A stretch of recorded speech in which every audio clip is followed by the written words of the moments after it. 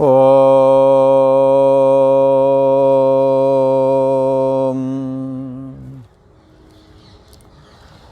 श्री योग वासिष्ठ के उत्पत्ति प्रकरण में श्री वशिष्ठ जी महाराज बोले, हे राम जी, जैसे ज्ञान की 7 भूमिकाएं होती हैं वैसे अज्ञान की भी 7 भूमिकाएं होती हैं। प्रथम तो हे राम जी, अब ज्ञान किसको कहते हैं उसको सुनो। ज्ञान कहते किसको हैं? तो श्री वशिष्ठ जी महाराज बोले, राम जी,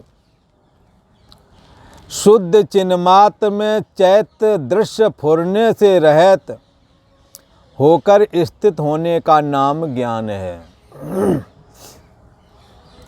ज्ञान की परिभाषा श्री वशिष्ठ जी महाराज क्या कह रहे हैं, सुने ध्यान से। कह रहे हैं कि शुद्ध चिन्ह मात्र में चैत्य दृश्य फुरने से रहित होकर और उस समय की स्थिति, जैसे अभी हमें सभी को लगता है कि मैं हूँ, और मैं हूँ के द्वारा बाह्य दृश्य भी दिख रहा है। मैं हूँ, मेरा है, धन पुत्र स्त्री मकान दुकान आदि, ये सारा विषय रूप जगत दिख रहा है।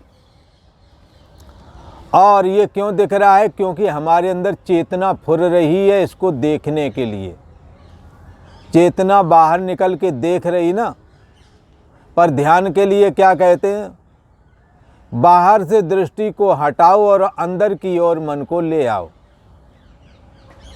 अर्थात तुम्हारी जो बहिर्मुख चेतना है उसको अंतर्मुख करना है।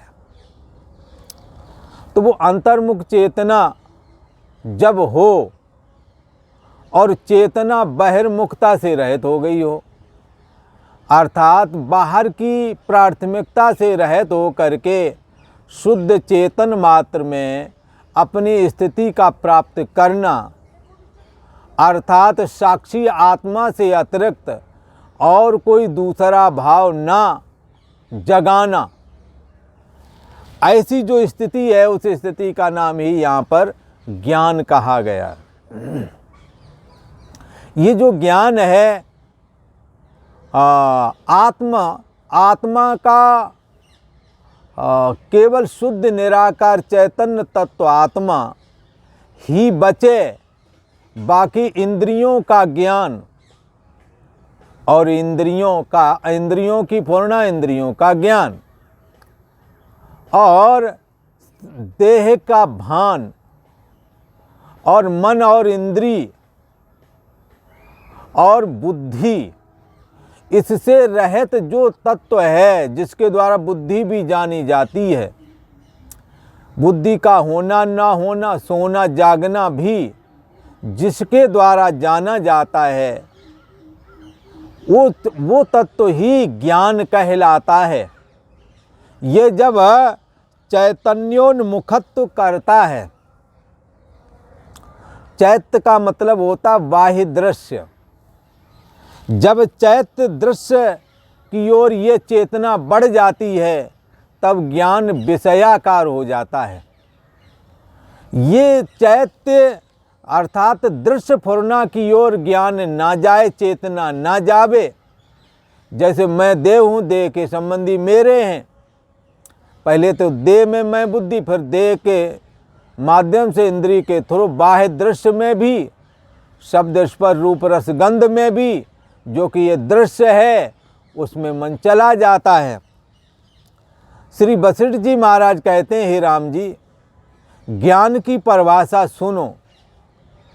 जब तुम्हारा चैत्य दृश्य से फुरने जो हो रही है, चैत्य दृश्य की ओर जब फुरना हो रही है, इस फुरना से मन को हटा करके और आत्म संस्तम शुद्ध चिन्ह मात्र में जो अहम अस्मि को भी जानता है, जो इनेदम सर्वम विजानियात, जिसके द्वारा शरीर को जाना गया। ध्यान की अवस्था में अब शरीर कष्ट नहीं दे रहा है, स्तंभित हो चुका है, एक जगह खड़ा है, पर मैं जान रहा हूँ। मन भी संकल्प विकल्प कर रहा, कभी कुछ सोचा कभी कुछ सोचता, मैं जान रहा हूँ। यदि मन के भी जानने वाले हो गए तो शरीर और मन की जो स्थिति चैत्य दृश्य में है उससे आप पीछे हट गए। इसके बाद में इस सोने जागने वाली चेतना को भी जो जानता है, यदि तुमने सोना और जागना भी जान लिया है तो फिर जानने वाला सोने जागने वाली चेतना से भी अलग हुआ। तो क्या होगा, चैत्र दृश्य की ओर जो चेतना फुर रही है उससे आप पीछे लौट गए। सोने जागने वाली चेतना को भी जो जानता है वही सच्चे अर्थों में ज्ञान है, अर्थात वो ज्ञान स्वरूप है। वही बुद्धि से जुड़ करके लोग बुद्धिमान बन जाते हैं, जब वही बुद्धि से जुड़ता है। जब मन से जुड़ता है तो मनन कला फुर आती है, मन संकल्प विकल्प करता है, और मन से जुड़ करके जब इंद्रियों से जुड़ता है तो देह और जगत हो करके स्थित हो जाता है। शुद्ध चिन्ह मात्र में चैत्र दृश्य जब फुरने से रहित होकर के परशेष से बचा हुआ जो शुद्ध चेतन मात्र है वो अद्वैत है, उसके अलावा दूसरा नहीं, वही सब में है, बस उसी का नाम ज्ञान है। इसलिए चेतनस चेतना नाम एको बहु नाम, अनेक चेतनों में वो एक ही चेतन है, उस एक चेतन का नाम ज्ञान है। शरीर के रहने पर न हन्नते हन्न माने शरीरे, शरीर के मरने पर भी जो नहीं मरता और जो मन के ना रहने पर भी नहीं मरता, जिसके द्वारा मन भी जाना जाता है, को देवा, वो कौन सा देव है, उसका नाम है ज्ञान। जिसका कभी अभाव नहीं होता, शरीर के मरने पर भी जो मरता नहीं है, जो ज्ञान जो मन के होने ना होने पर भी बना रहता है, आपकी चेतना के भी होने ना होने पर जो बना रहता है, उस विज्ञाता को ही यहाँ पर ज्ञान कहा गया है। जो सदा सत रहता है, त्रिकाल अबाधित्वम सत्यत्वम, जो तीनों कालों में जिसका कभी अभाव नहीं होता है, उसी को यहाँ ज्ञान कहा है। जो संपूर्ण अहम अस्मि कहने वाली जो चेतनाएं हैं हमारी और आपकी, इन चेतनाओं को भी जो चेतना दे रहा है, उसी को यहाँ ज्ञान शब्द करके कहा गया है। जिसकी प्रियता में कभी अंतर नहीं पड़ता, हाँ, जैसा बचपना में प्रिय था आपका मैं, वैसे ही आज जवानी में भी और वैसे ही आज बुढ़ापे में भी बुढ़ा आदमी अपने आप को उतना ही प्रिय है जितना कि बचपन और जवानी में रहा। ये प्रियता की कमी जहाँ नहीं आती है, ऐसा जो आनंद स्वरूप ब्रह्म है, उसी को यहाँ ज्ञान करके कहा गया है। कहते हैं, हे राम जी, कैसा है शुद्ध चिन्ह मात्र में चैत्य दृश्य फुरना से रहित होने का नाम ज्ञान है। जब बाहर की फुरना नहीं रहती, फिर जो चेतन, फिर जो विज्ञाता बचता है, जिसका कभी अभाव नहीं होता, ऐसा जो सतरूप परमात्मा बचता है, उसी का नाम यहाँ ज्ञान है। और कैसा है, शुद्ध चिन्ह मात्र है वो, और आमन नहीं, द्वैत मन, उसके अलावा दूसरा नहीं है। अस्तित्व की दृष्टि से, चेतना की दृष्टि से वही एक चेतन है, बाकी सब जड़ हैं। मन भी जिसकी चेतनता से चेतन होकर के हम अस्मि बोलता है। इसलिए ये शुद्ध चिन्ह मात्र जो है कैसा है, अद्वैत है। ये अहम वेदना भी वहीं से उठती है। अहम वेदना का मतलब मैं हूँ, जो ये लगता है ये मैं हूँ भी वहीं से उठ रही है। तो अहम वेदना जहाँ से उठती है सो स्वरूप से गिरना है। जैसे जब पानी लहर बन जाता है तो H2O मात्र स्थिति के रहते हुए भी H2O मात्र स्थिति से पानी गिर गया, क्योंकि लंबा लंबा हो गया, घूमने वाला भंवर जैसा हो गया, फैन बुदबुदे जैसा हो गया। H2O मात्र पानी ऐसा नहीं है। H2O मात्र पानी को गिलास में, कांच वाले में रखो, उसमें देखो, न फैन है, न बुदबुदा है, न लहर है, न तरंग है, कुछ भी नहीं है। H2O मात्र तो पानी मात्र है, जो सबका जीवन है, सबका आधार है। ऐसे ही चैतन्य सत्ता सबका जीवन है, सबका आधार है। पर जिस समय अहम वेदना उसमें खड़ी हो जाती है, ये ऐसे ही है जैसे H2O मात्र पानी में जब कोई लहर बन जाए, लहर के बनने पर लहर में स्थित पानी H2O मात्र पानी ही है, तो भी पानी कभी लंबा लंबा नहीं होता है, पानी तो है, पानी ही रहता है। ऐसे शुद्ध चिन्मात्र तो शुद्ध चिन्मात्र ही रहता है, पर उसमें से जब अहम वेदना जो है ना, मैं हूँ, जो ऐसा लगता है, जब ये खड़ी हो जाती है, तब यही ब्रह्म चेतना जो शुद्ध चिन्मात्र है, उसी में राग द्वेष प्रकट हो जाता है, मैं मेरा तू तेरा प्रकट हो जाता है। यही इसका दोष है। इसलिए राग द्वेष के अधीन ना हो करके अपने को द्वंद्वातीत बना लेना चाहिए। मान अपमान, सुख दुख, लाभ हानि आदि द्वंद्वों से रहित है शुद्ध चेतन। इसी का नाम ज्ञान है राम जी। अहम वेदना ज्यों ही उसमें उठती है, त्यों ही वो शुद्ध चिन्मात्र स्थिति से हट कर के शुद्ध चिन्मात्र होता हुआ भी मन से तादात्म्य हो करके सुखी दुखी वाला हो गया, राग द्वेष वाला हो गया, मैं मेरा तू तेरा वाला हो गया। तो जो चेतना शुद्ध चिन्मात्र है, जिसमें ये सब नहीं था, मन और इंद्रियों की वजह से ये सब उसमें लगने लगा, ना होते हुए भी। जैसे पानी में लहरें ना होते हुए भी पानी में लहरें लगने लगी, पानी में लहर आ गई। ऐसे ही शुद्ध चिन्मात्र में अहम रूप वेदना के उठने के साथ ही शुद्ध चेतन मात्र जो राग द्वेष से रहित है, निर्दोष और सम है, वो दोष वाला और विषम जैसा दिखने लगा, न कि वो दोष वाला और विषम हो गया।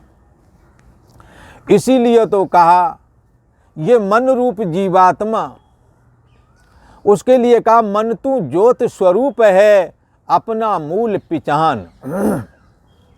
अरे मन तू ज्योत स्वरूप ही है, केवल मन का सुखी दुखीपना त्याग कर देना है, प्राणों का भूख प्यास त्याग कर देना है, शरीर का जन्म मरण त्याग कर देना है, बुद्धि का मैंने किया मैं भोगूंगा ये त्याग कर देना है।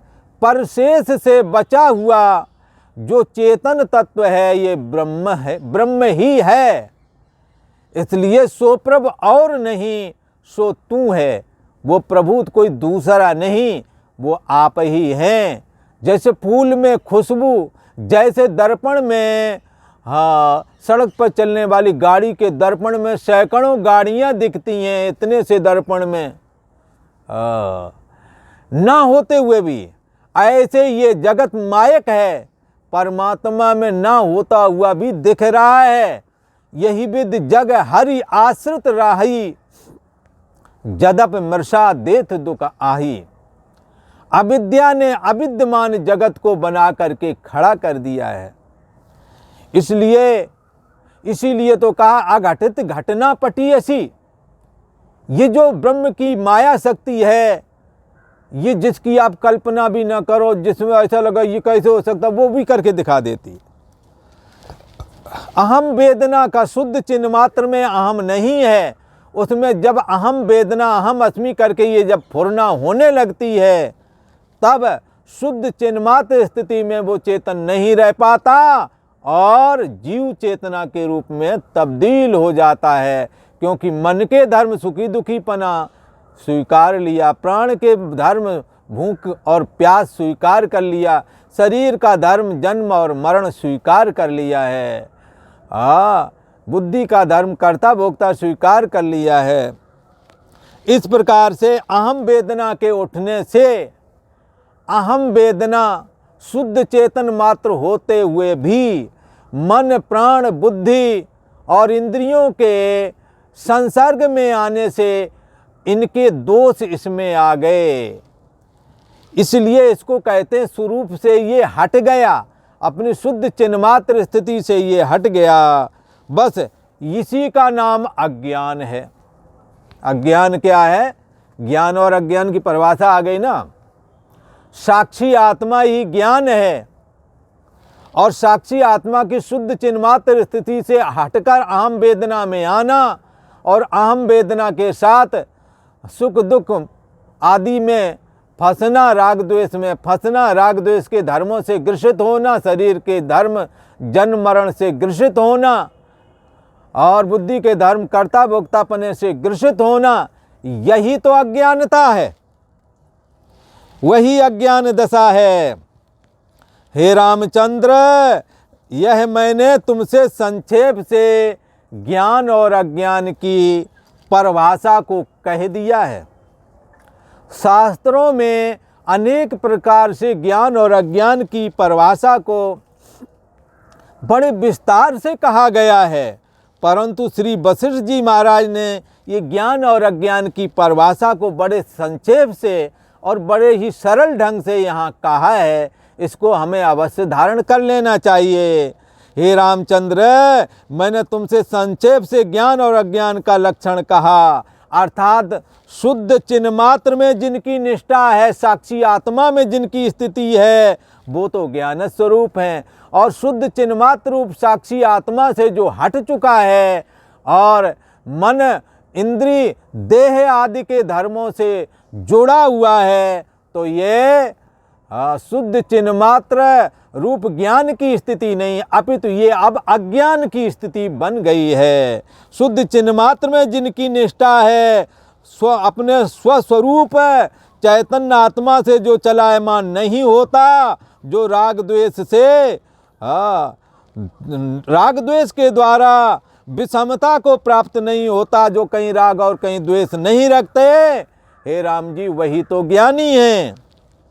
और ऐसे शुद्ध चिन्मात्र स्वरूप से जो हट चुके हैं, जो देह में जीते हैं, मन के तल पर जीते हैं, सुखी दुखी होते हैं, प्राण के तल पर जीते हैं और भूखे प्यासे अपने को कहते हैं, बुद्धि के तल पर जीते हैं, मैंने किया मैं भोगूंगा, ऐसा धारण करने हारा ये शुद्ध चिन्मात्र से हट गया, वे ही तो अज्ञानी हैं। ऐसा श्री वशिष्ठ जी महाराज ने कहा। और आज इतना ही। आगे का प्रसंग आपको आगे वाले एपिसोड में सुनने को मिलेगा।